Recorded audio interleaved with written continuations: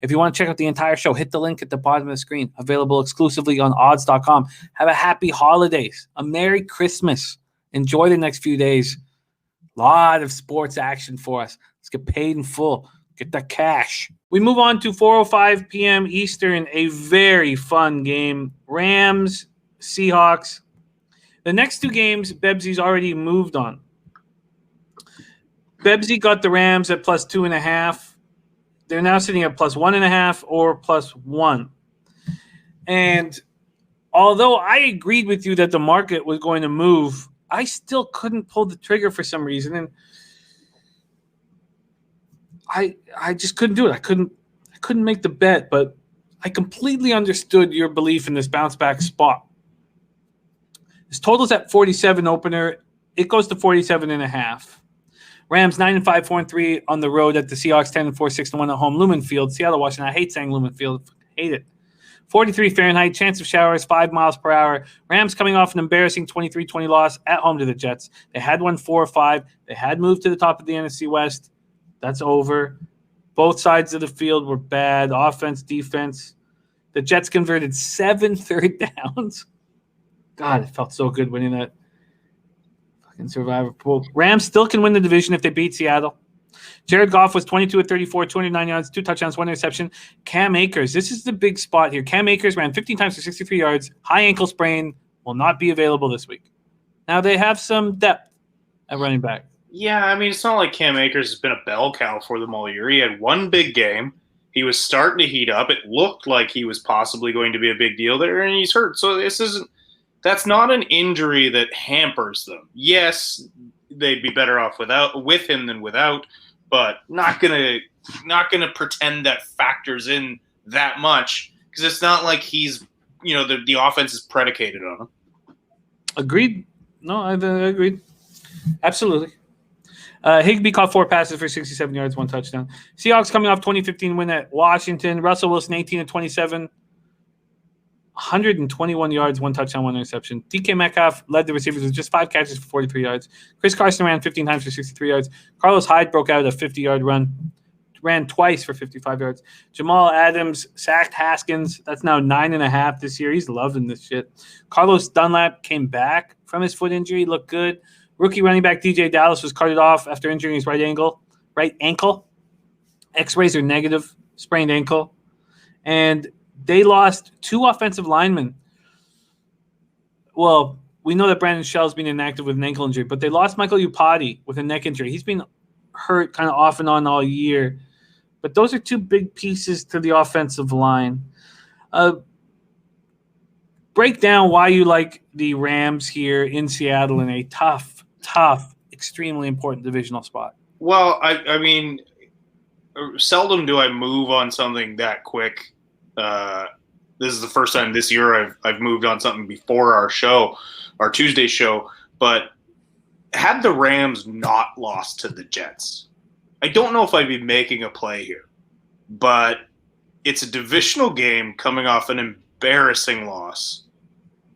This team is disgusted with themselves over, and I still think the Rams, top to bottom, are probably the most balanced team in the NFC right now. So I see Aaron Donald coming out like a madman in this game. You got an injury to Upati. Anytime you have an injury in the interior of your offensive line and you have to face Aaron Donald, that's a nightmare. Second of all, matchup-wise, you have Jalen Ramsey, who's one of the few corners in the league who can actually shut down or control DK Metcalf in one-on-one coverage. So this matchup is just beautiful for the Rams. I just see them coming out angry and taking it to Seattle this week. And they want that division. They want it. It's up for grabs. If they beat Seattle, this is going to be real easy for them to do it now. I love this pick. And, I was right. I said it wouldn't be here by showtime. It's not. But, yeah, I just think matchup-wise and coming off that loss, this is a perfect spot for the Rams to just take out their frustration on this Seattle team.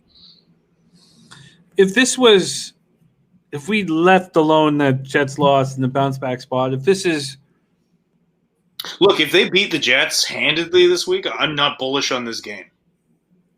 But if this is a spot where it's a playoff game, and let's say they're both off a bye, so we have nothing from last week, and it's in Seattle with no fans.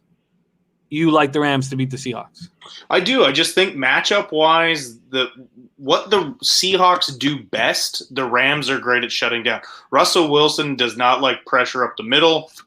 The Rams have Aaron Donald. DK Metcalf is extremely difficult in single coverage. He's the number one receiver in the NFL, I think, against single coverage. And the Rams have Jalen Ramsey. It's just matchup-wise, whether you think one team is better than the other or not, the Rams have the upper hand in matchup.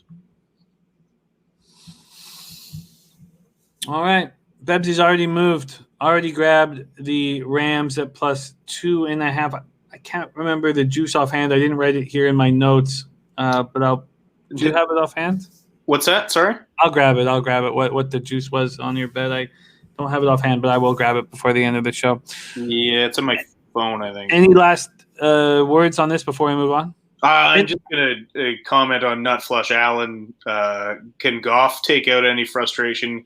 He looks like he just does not care. I don't think he can take out any frustration. Goff can do what McVay will allow him to do. And as far as what he looks like, he just looks like a kid's drawing of what's his nuts from the kid from Breaker High.